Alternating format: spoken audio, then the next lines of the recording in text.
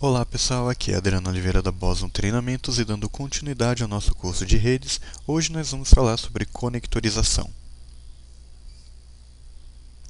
Bom, para quem nunca viu, aí está o famoso RJ45, é o conector mais utilizado aí, é o conector, aliás, utilizado em redes com cabo par trançado. Os conectores RJ45 eles têm esse padrão, eles são similares, porém nem todos são iguais. Se você for montar, por exemplo, uma rede com cabo categoria 5E, ele vai usar um RJ45 um pouquinho diferente daquele utilizado em redes que utilizam cabo categoria 6. Tá? Eles não são iguaizinhos, mas são bem similares. Né? O jeitão deles é esse aqui. Eles têm esses 8 terminais aqui.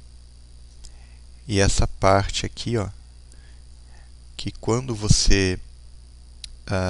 e aí o que você vai fazer? Cada um daqueles fiozinhos do cabo, você vai colocar, você vai inserir dentro de dessas entradas.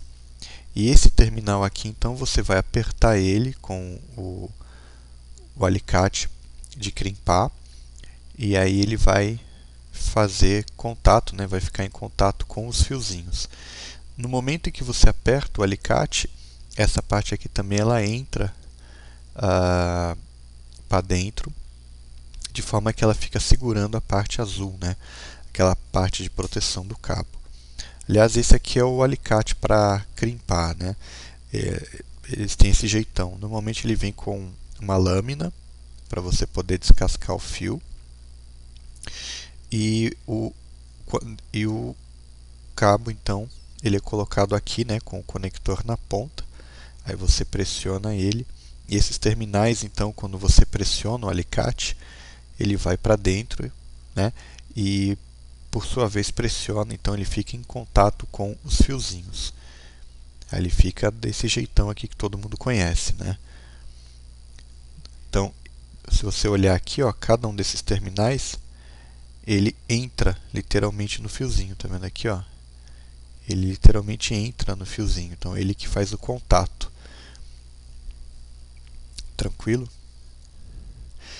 E a gente tem aí alguns padrões, né? Os cabos eles não são conectorizados aleatoriamente, eles têm esses dois padrões, o 568A, o 568B, e ele tem uma ordem então aqui em que os fiozinhos são colocados dentro do conector, né? Verde e branco, verde, branco e laranja, azul, branco, azul, laranja, branco, marrom, marrom, ou você põe nessa ordem aqui, né? Branco e laranja, laranja, branco e verde, azul, branco, azul, verde, branco, marrom e marrom, tá certo? E você pode comprar um testador de cabo como esse daqui, né? Para verificar se o cabo foi bem crimpado. Então vamos supor que você vai fazer um cabo onde as duas pontas são desse padrão aqui, 568B.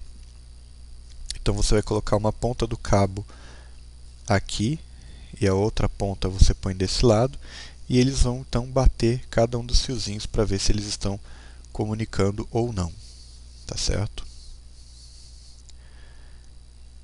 E aqui a gente tem então o que a gente chama de cabo reto. O que é o cabo reto, né? Cabo reto é quando você liga, por exemplo, vamos supor o seu PC ou o seu Note num switch, tá certo? Então esse aqui pode ser um switch, pode ser um roteador, por exemplo, tá certo? E aí o que acontece? E esse tipo de dispositivo é o que a gente chama de MDI. Então MDI ele tem esse padrãozinho aqui, né? Ele tem o pino 1 é um TX, né? Transmite dados, o 2 também, o 3 e o 6 eles são usados para receber os dados. Então todo MDI é assim. E normalmente quem são os MDIs? é o seu computador, é o seu notebook, seu netbook. E na outra ponta, você tem então o MDIX, né? O MDIX ele inverte aqui as coisas, né? O 1 e o 2 são RX, né? Eles recebem os dados, e o 3 e o 6 são transmissores, né? Eles transmitem os dados. Então, esse cara aqui então é a placa de rede, beleza? É a placa de rede do seu Note. Ele tem essa configuração aqui.